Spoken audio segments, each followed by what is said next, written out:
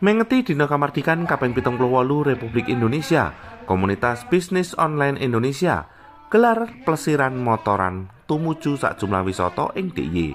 Salah sijine Telaga Putri Kaliurang Sleman. Sakliyane ngenalke papan wisata ing Pereng Merapi. Lewat kegiatan iki, masyarakat diajak ngundake perekonomiane lewat nekuni bisnis online. Jadi kita semua terkumpul dari para pioner yang tergabung di seluruh Indonesia. Ada Fitricen dan Seven Chain dan juga GDH. Kita bersama-sama berkumpul di sini untuk memeriahkan acara 17 Agustus.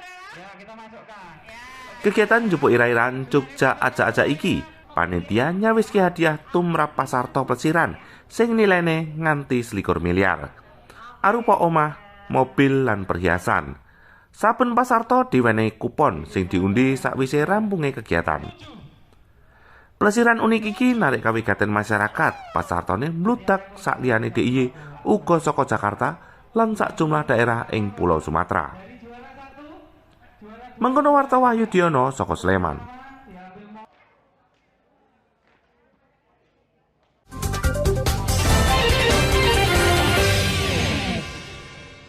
Dasar dari 3.0 sebenarnya. Nah, kalau kita bicara blockchain, apa sih sebenarnya blockchain? Blockchain itu pada arti sederhananya adalah buku besar, sebuah buku besar ledger, di mana every single transaction, every single piece of information yang ditransmit itu dicatat di situ dan direkam perpindahannya. Siapa yang memiliki informasi ini sekarang? Siapa yang memiliki informasi ini? Oh, ada perpindahan dari pihak ini ke pihak ini. Perpindahan itu semua tercatat di dalam blockchain itu tadi.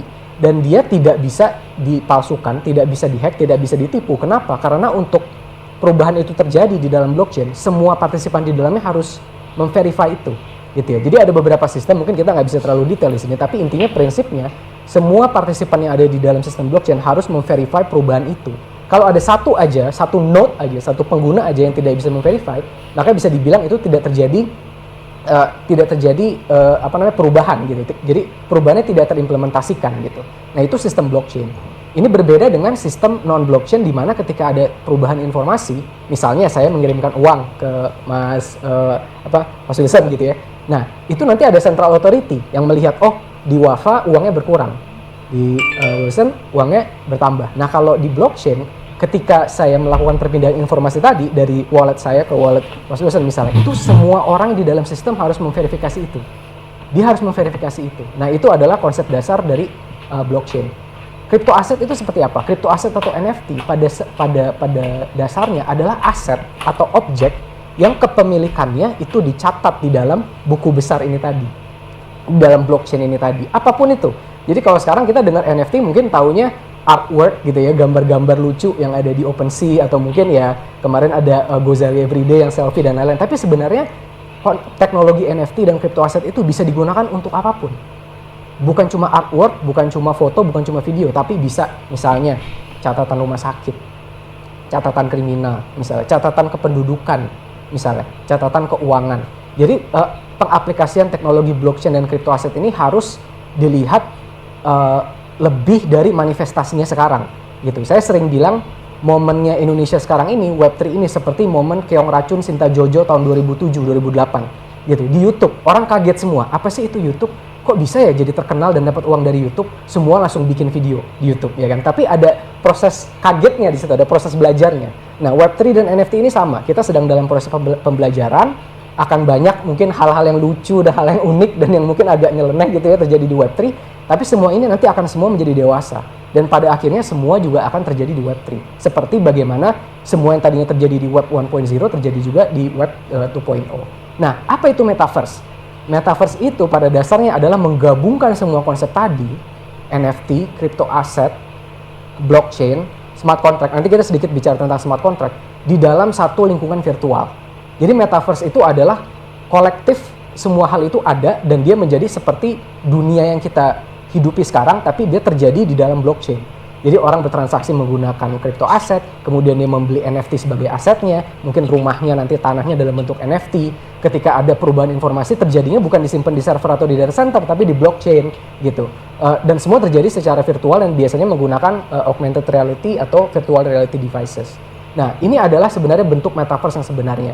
Kalau suatu metaverse tidak memiliki salah satu elemen dari yang saya sebutkan tadi, entah itu crypto atau NFT atau blockchain, itu bisa dibilang bukan NFT dalam arti yang sebenarnya. Karena NFT dalam arti sebenarnya akan menggabungkan semua elemen-elemen tadi menjadi satu dunia virtual itu yang berkesinambungan dan konsisten. Nah, terakhir mungkin smart contract itu apa? Nah, ini juga biar masyarakat Indonesia mengerti. Smart contract pada dasarnya adalah hanya beberapa baris perintah atau kode yang menentukan parameter kalau terjadi ini maka terjadi ini. Kalau terjadi ini, maka terjadi ini. Dan itu diimplementasikan across all Web3 elements, entah itu crypto, blockchain, atau metaverse. Jadi pada dasarnya smart contract itu seperti aturan yang sama-sama disetujui oleh pengguna di blockchain tersebut atau metaverse tersebut, bagaimana meregulasi nilai suatu aset dan lain-lain. Baik, lalu seperti apa dampaknya terhadap perekonomian Indonesia? Oh, dampaknya sangat-sangat luar biasa. Sangat-sangat luar biasa. Karena yang kita harus ingat sekarang itu, di Indonesia masih banyak yang belum terjamah oleh rekening bank, masih belum banyak yang terjamah oleh credit card, sehingga tidak memiliki credit scoring. Kalau tidak memiliki credit scoring, berarti tidak bisa mendapatkan pendanaan, pinjaman atau investasi. Kalau tidak bisa mendapatkan pendanaan, pinjaman atau investasi, berarti tidak bisa bertumbuh kembang secara ekonomi. Dan ini terjadi secara skala masif ke 270 juta penduduk Indonesia, impact-nya luar biasa. Nah, Web3 memotong semua barrier ini. Sekarang sudah ada lebih banyak wallet kripto di Indonesia dibandingkan stock brokerage account. Sudah ada lebih banyak orang yang memiliki crypto wallet dibandingkan orang yang memiliki rekening saham. Ini fakta. Jumlahnya sekarang sudah mencapai hampir belasan juta crypto wallet di Indonesia. Saya pernah ketemu anak usia 17 tahun. Saya cerita tentang kripto, dia tahu ICO, Initial Coin Offering. Tapi ketika saya cerita salah satu perusahaan teman saya akan IPO, dia nanya ke saya, "Kak, IPO itu apa ya?" Jadi sekarang yang terjadi di Indonesia, ada generasi baru, anak-anak muda, nggak harus di kota.